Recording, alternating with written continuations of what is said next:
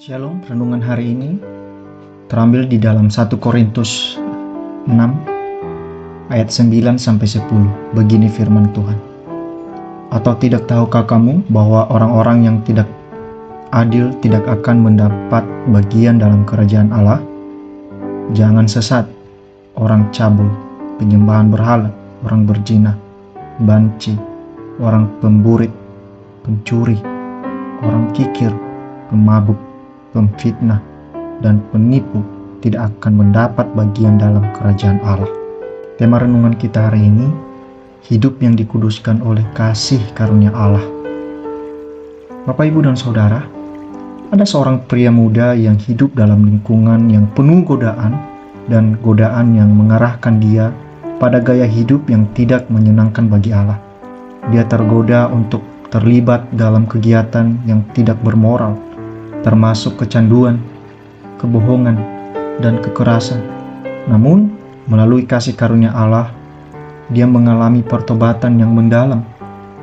Dalam perjumpaannya dengan Kristus, hidupnya berubah total.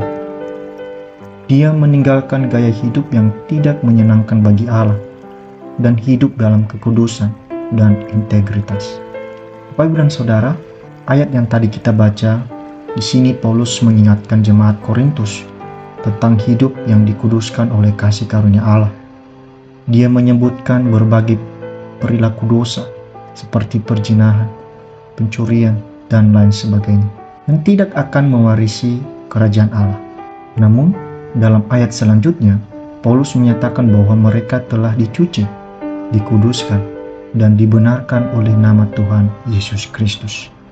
Dalam kisah yang tadi kita dengar, mungkin kita semua pernah terjerat dalam berbagai dosa dan gaya hidup yang tidak menyenangkan bagi Allah.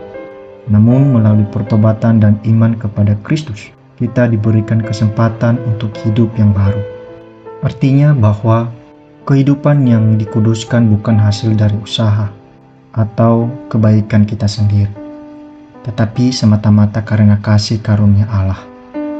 Kita tidak bisa menyelamatkan diri kita sendiri atau mengubah hidup kita sendiri. Hanya melalui pertobatan dan iman kepada Kristus, Allah mengubah hati dan hidup kita, membersihkan dosa-dosa kita, dan mengangkat kita menjadi anak-anaknya.